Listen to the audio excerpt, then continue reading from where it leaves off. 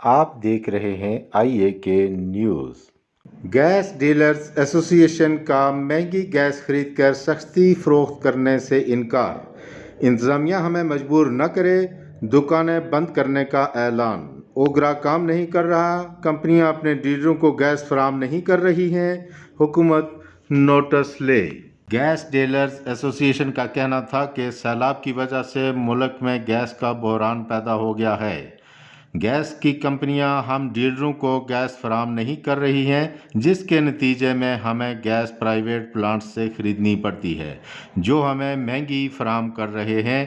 انتظامیہ نے جو ریٹس دیے ہیں ان پر ہمیں نہیں ملتی، ہم کیسے مہنگی خرید کر سستی فروخت کریں؟ لہٰذا ہم اعلان کرتے ہیں کہ ہم اپنی دکانیں بند کرتے ہیں جب تک یہ مسئلہ حل نہیں ہوتا۔